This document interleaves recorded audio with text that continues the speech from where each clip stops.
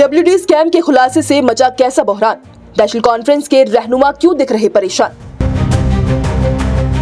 LOP Sunil Sharma ने एक ही बयान से कैसा भेजा पैगाम कि रूलिंग पार्टी को खुद ही एहतजाज के लिए सड़क पर उतरना पड़ा सरेआम।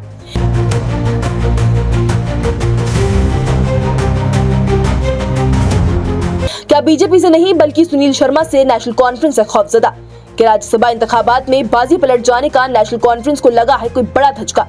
क्यों सवालों और इल्जामों के कटघरे में है नेशनल कॉन्फ्रेंस। क्या बीजेपी की सियासत का भारी हो रहा है इन्फ्लुएंस। जम्मू के नौशहरा इलाके में एक एहतजाज देखने को मिला। ये कोई मामूली एहतजाज नहीं बल्कि खुद रूलिंग पार्टी नेशनल कॉन्फ्रेंस के ही वर्कर्स ने सड़कों पर निकलकर leader of opposition Sunil Sharma के खिलाफ जोरदार एहतजाज किया, नारेबाजी की और उनके पुतले तक जलाए। लेकिन सवाल ये है कि ये एहतजाज आखिर हुआ क्यों। बताते चले तो 2 दिन पहले ही जम्मू कश्मीर असेंबली में सुनील शर्मा ने एक बड़ा खुलासा किया था। एक अखबार का हवाला देते हुए सुनील शर्मा ने कहा था कि नौशहरा डिवीजन के PWR&B डिपार्टमेंट में एक मल्टी करोड़ स्कैम हुआ है।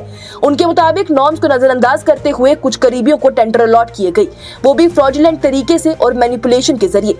यहाँ तक कि एक ही टेंडर पर कई अलग अलग कामों के लिए अलॉटमेंट हुई थी।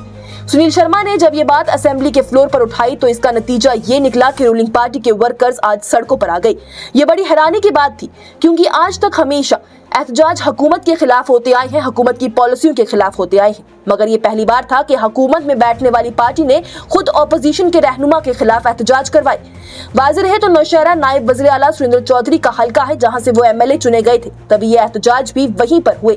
सुनील शर्मा ने अपने बयान में सिर्फ स्कैम ही नहीं उठाया बल्कि उन्होंने नायब वज़ीर आला सुरेंद्र चौधरी के नाम लेकर उन्हें सीधा एक्सपोज किया। उन्होंने कहा कि यह घोटाला नौशहरा के PWR&B डिपार्टमेंट में हुआ है और इसमें सुरेंद्र चौधरी के मुलव्विस होने का खदशा है। उन्होंने हुकूमत से CBI तहकीकात की मांग भी की और ये भी कहा कि अगर सुरेंद्र चौधरी साफ है तो उन्हें खुद आगे बढ़कर फाइलें खुलवानी चाहिए। लेकिन तभी सुनील शर्मा के इस खुलासे के बाद नायब वज़ीर आला सुरेंद्र चौधरी ने मीडिया के सामने बयान देते हुए कहा कि किश्तवाड़ में भी कई स्कैम हुए, टेंडर किन किन लोगों को दिए गए हमें सब पता है। एक 28,000 करोड़ का स्कैम हुआ था। पर अब सवाल ये उठता है कि अगर नायब वज़ीर आला सुरेंद्र चौधरी को 28,000 करोड़ के स्कैम के बारे में पहले से मालूम था तो पहले यह खुलासा आखिर क्यों नहीं हुआ।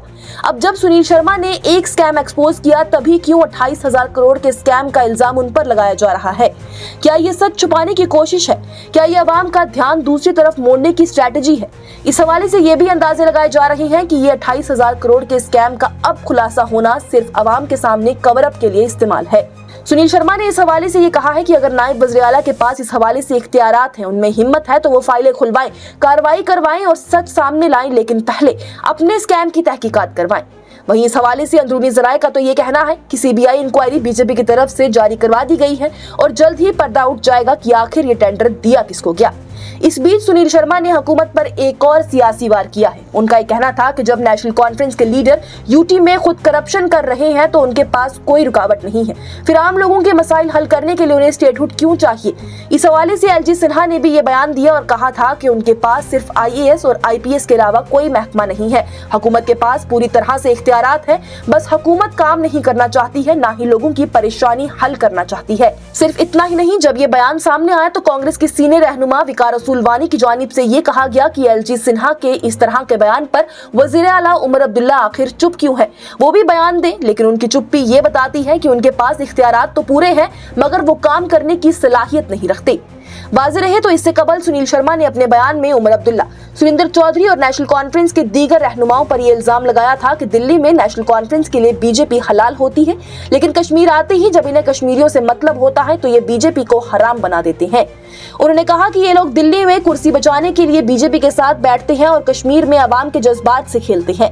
जब हमने इस हवाले से बीजेपी के दीगर MLAs और लीडरान से बात करने की कोशिश की तो उनका ये कहना था कि ये बात बिल्कुल सच है, क्योंकि अब नेशनल कॉन्फ्रेंस को बीजेपी से नहीं बल्कि सुनील शर्मा से खौफ है।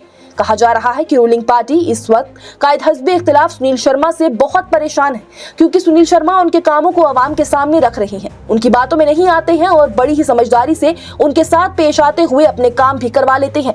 ये बात राज्यसभा इंतखाबात में भी वाज़ेह हो गई, जहां पर नेशनल कॉन्फ्रेंस ने 4 सीटें जीतने का दावा तो किया था, लेकिन उनके अपने ही MLAs के वोट जाया हो गए, जिसका फायदा भी बीजेपी को मिला। वहीं 4 ने तो सीधे तौर पर बीजेपी के हक में वोट डाल दिया और बीजेपी ने पार्टी स्ट्रेंथ से आगे बढ़कर वोट हासिल किए।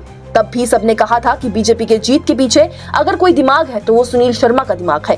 उस वक्त सुनील शर्मा को बीजेपी का चाणक्य भी कहा गया। उनके राब्ते, स्ट्रेटेजी और समझदारी ने उन्हें पार्टी का एक मजबूत चेहरा बना दिया। और अब जब वो नौशहरा स्कैम जैसे मामलात को सामने ला रही हैं तो नेशनल कॉन्फ्रेंस के अंदर घबराहट पैदा हो गई है। बीजेपी वर्कर्स का ये कहना है कि ये पहली बार हुआ है जहां पर रूलिंग पार्टी को अपोजिशन के रहनुमा के खिलाफ सड़कों पर उतरना पड़ा हो। और ये सब सिर्फ एक बात साबित करता है कि सुनील शर्मा ने कुछ ऐसा बोला है जो सच के करीब है और जो हुकूमत के लिए हजम कर पाना मुश्किल हो गया है। Bureau report, news insider.